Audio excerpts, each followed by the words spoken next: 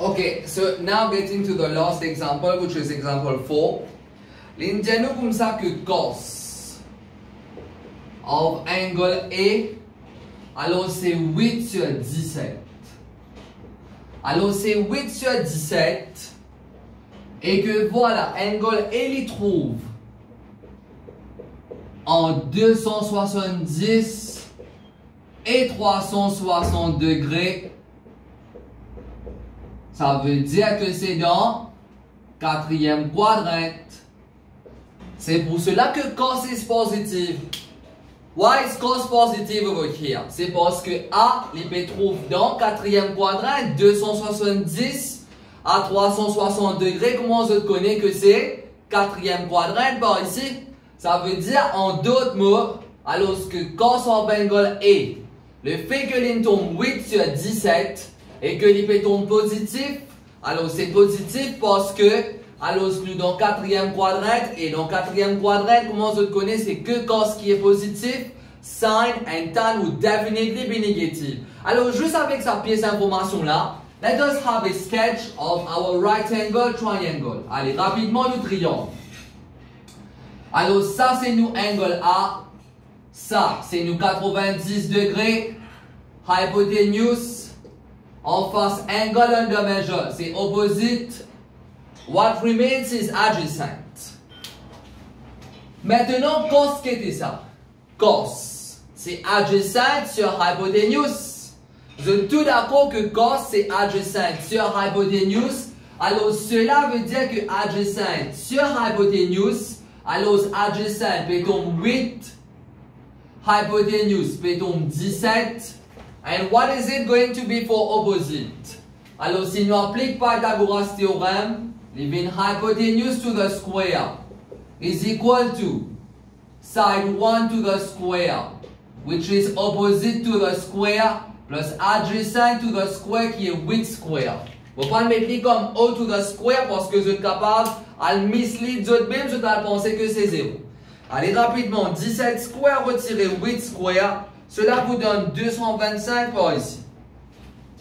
Alors, cela veut dire que opposite to the square peut donner moins 225. Therefore, opposite pour ton positif square root de 225. Cela me donne 15 unités. Ça veut dire en d'autres mots que opposite, alors il peut tomber 15 par ici. Nous regardons the second piece of information which is given. Allez, le fait que je peux trouver pour la partie A, il peut dire moi comme ça, find sec of angle A. Find sec of angle A. Allez, mais comment vous connaissez vous autres? Sec, c'est quoi ça? Sec, nous pas vraiment travailler sec. Nous besoin travailler tout le temps en termes de partenaire, et ce partenaire c'est cos. Sec, c'est 1 sur cos. Alors, sec A, c'est 1 sur cos A. Sec A, alors c'est 1 sur cos of A. Maintenant, nous allons un point. Allez, cos, qu'est-ce que c'est ça? Cos, c'est adjacent sur hypotenuse. Vous êtes tous d'accord que cos, c'est adjacent sur hypotenuse. Ici, là, on ne va pas vraiment besoin d'un point. Parce que sec, c'est 1 sur cos. Alors, sec A, c'est 1 sur cos A. Mais cos A, ce valeur, c'est combien? Cos A, c'est 8 sur 17. Alors, c'est 1. Alors, c'est 1 divisé par 8 sur 17. Mais 1 divisé par 8 sur 17. Alors, cela vous donne 17 sur 8. Voilà, you can leave your answer in terms of improper. It's not a difficulty over here. Ok, vous pouvez bien saisir là. Oui, pas de difficulté pour cette partie-là. Now let us have a look at the next part. For the next one over here, you have been given that. Alors, you have been given that sin of B peut tomber négatif de 7 sur 25. Allez, sin of B peut tomber négatif de 7 sur 25. Et que voilà, B, il peut trouver en 180 jusqu'à 270. B, les trouve entre 180 jusqu'à 270.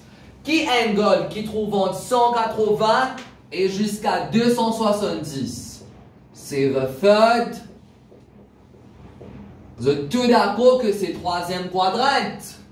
Vous êtes tous d'accord que c'est troisième quadrant qui trouve entre 180 et 270? Et avant vraiment nous travailler, nous avons un coup de nous ban sin, nous ban cos, et nous ban tan, qui est bien tombé. Le fait qu'il nous tombe de troisième quadrant, dans troisième quadrant, qui se connaît?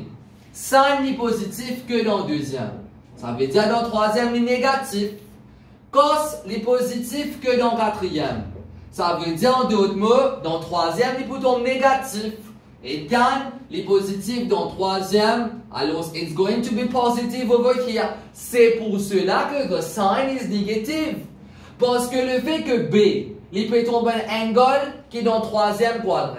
Et dans troisième quadrant, je apprends que sin, il tombe négatif. C'est pour cela que, alors, est-ce que vous êtes surprised? Are you surprised that sin is negative? No, au contraire, we expect it to be negative. Because we know that B lies in the third quadrant, and any angle B, and any sign of an angle in the third quadrant is definitely expected to be negative. Allez, ça veut dire, à moins de terminer avec cette partie-là, let us have a sketch now. Premièrement, sin, c'est quoi ça? Sin, c'est opposite sur hypotenuse. Ça veut dire que opposite sur hypotenuse, pour tomber 7 sur 25, you can just ignore the negative right now. Pareil que moi je le fais tout le temps. Allez rapidement par ici. Ça c'est mon angle B. En face, mon angle under measure, c'est opposite. Ça c'est mon 90 et en face 90 tout le temps c'est hypotenuse. And what remains is adjacent. Allez rapidement, opposite c'est combien? C'est 7.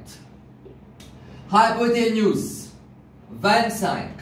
Alors adjacent qui vous vient? Si nous appliquons Pythagoras théorème, alors si vient hypotenuse to the square is equal to side 1 to the square plus side 2 to the square qui est adjacent to the square.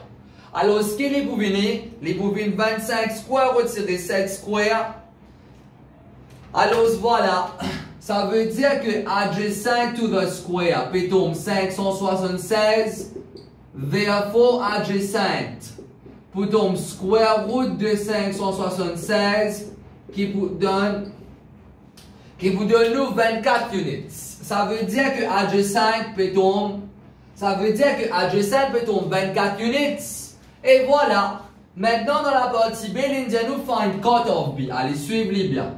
L'Indien nous comme ça find cut of B. This is what you're required to find. Comment je connais, nous ne sommes pas capables vraiment travailler code directement.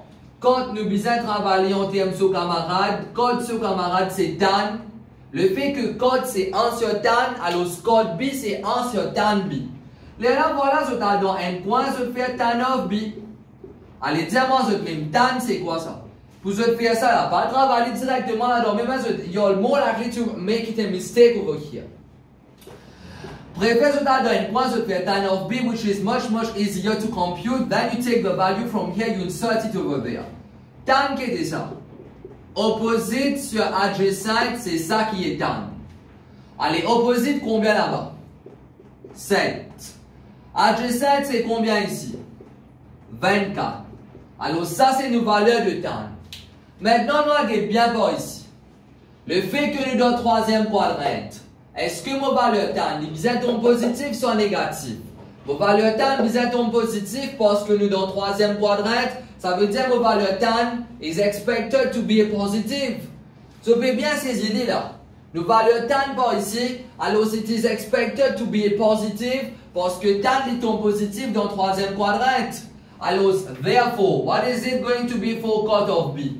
Le fait que tan of B peut tomber 7 sur 24, alors cut c'est 1 sur tan. Alors 1 sur tan B peut tomber 1 sur 7 sur 24. Alors la réponse vous donne comme 24 sur 7.